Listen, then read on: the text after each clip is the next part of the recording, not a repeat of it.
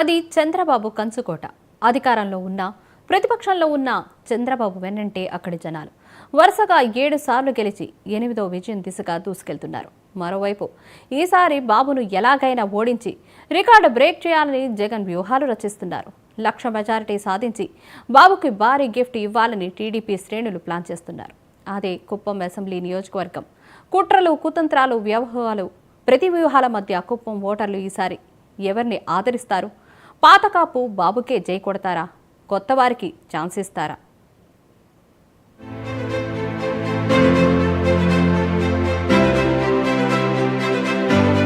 ఈసారి అసెంబ్లీ ఎన్నికల్లో Kuppam hot topic గా మారింది.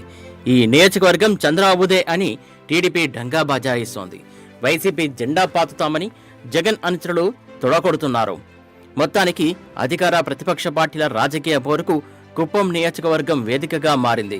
చంద్రబాబు నాయుడును కుప్పంలో ఓడించి తీరాలన్న కసితో వైసీపీ శ్రేణులు ముందుకెళ్తున్నారు. కుప్పంలో మెజార్టీని 1,00,000 దాటించాలని టీడీపీ కార్యకర్తలు మరింత దూకుడుగా వ్యవహరిస్తున్నారు. తమిళనాడు, కర్ణాటక రాష్ట్రాలకు సరిహద్దుల్లో ఉన్న కుప్పం అన్ని రంగాల్లో వెనుకబాటుకు గురైందని వైసీపీ నాయకులు అంటున్నారు. ఇక్కడి నుంచి టీడీపీ అధినేత చంద్రబాబు నాయుడు 1989లో తొలిసారి విజయం సాధించారు. 35 ఏళ్లుగా ముఖ్యమంత్రిగా, ప్రతిపక్ష నేతగా వ్యవహరిస్తున్న బాబు తన నియోజకవర్గాన్ని పట్టించుకోలేదని వైసీపీ నేతలు విమర్శిస్తున్నారు. అభివృద్ధికి కుప్పం ఆమడ దూరంలో ఉందని ఆరోపిస్తున్నారు. వెనుకబాటు అనే పాయింట్ మీదే కుప్పం ప్రజలను తమ వైపునకు తిప్పుకోవాలని వైసీపీ అధినేత జగన్ స్కెచ్ వేస్తున్నారు.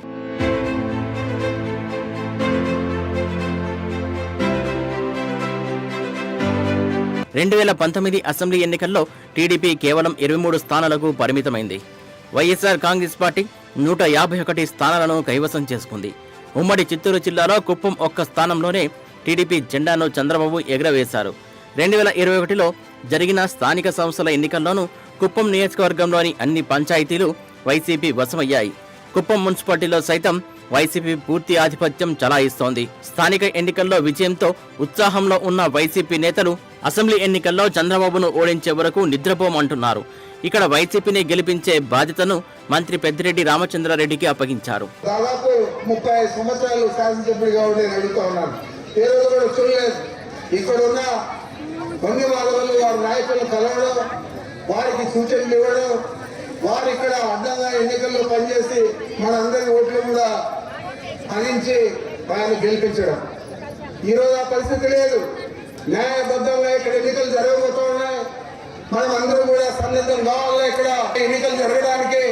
ఆ ఎన్నికల్లో జగన్మోహన్ రెడ్డి గారిని గెలిపించాలా, ముఖ్యమంత్రి ఆయన తిరిగి కావాలని చెప్పి ఈ కుప్పం ప్రజలందరూ కూడా ఆశిస్తా ఉన్నారు. 2019 ఎన్నికల్లో వైసీపీ తరపున చంద్రబాబుతో తలపడిన మాజీ ఐఏఎస్ అధికారి చంద్రమౌళి ఇటీవల మృతి చెందారు.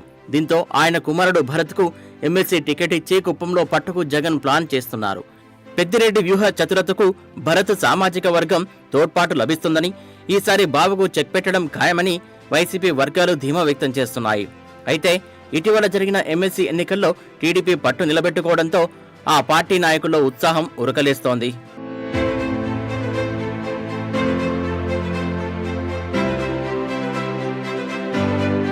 గ్రాడ్యుయేట్ ఎమ్మెల్సీగా టీడీపీ తరఫున గెలిచిన శ్రీకాంత్ చంద్రబాబును గెలిపించే బాధ్యతను తన భుజాలపై వేసుకున్నారు. మరోవైపు వైసీపీలో గ్రూపు రాజకీయాలు జోరందుకున్నాయి. తన సామాజిక వర్గం వెన్నుదన్నుతో వైసీపీ ఎమ్మెల్సీగా గెలిచిన భరత్ ద్వితీయ శ్రేణి నాయకులతో సత్సంబంధాలు నెలకొల్పడంలో విఫలమయ్యారు. మంత్రి పెద్దిరెడ్డి అండ లేకుండా ముందుకు సాగే పరిస్థితి కనిపించడం లేదు. పెద్దిరెడ్డికి చిత్తూరు జిల్లా మొత్తం చూసుకోవాల్సి రావడంతో కుప్పంపై ఫోకస్ పెట్టడంలో వెనుకబడుతున్నారనే విమర్శలు వస్తున్నాయి. మరోవైపు కుప్పం నియోజకవర్గంలో అభివృద్ధి పనులు చేపడతానన్న జగన్ హామీ కూడా నెరవేరకపోవడంతో స్థానికుల్లో వైసీపీపై అసంతృప్తి నెలకొంది. ఇంకోవైపు జనసేనతో పొత్తుతో టీడీపీ దూసుకెళ్తోంది. వైసీపీ తన మైనస్లను అధిగమించి చంద్రబాబు కంచుకోటను కూలుస్తుందా? ఇక్కడ చంద్రబాబు 2004లో సాధించిన 59,548 ఓట్లే ఇప్పటి వరకు సాధించిన అత్యధిక మెజారిటీ. ఆ రికార్డును అధిగమించి ఈసారి 1,00,000 మెజారిటీని టీడీపీ శ్రేణులు చంద్రబాబుకు గిఫ్ట్గా ఇస్తారా? ఈ చర్చ రాష్ట్ర రాజకీయ వర్గాల్లో జోరుగా సాగుతోంది. టీడీపీ ఆకాంక్ష నెరవేరుతుందా? వైసీపీ పంతం నెగ్గుతుందా? వచ్చే ఎన్నికల్లో తేలనుంది.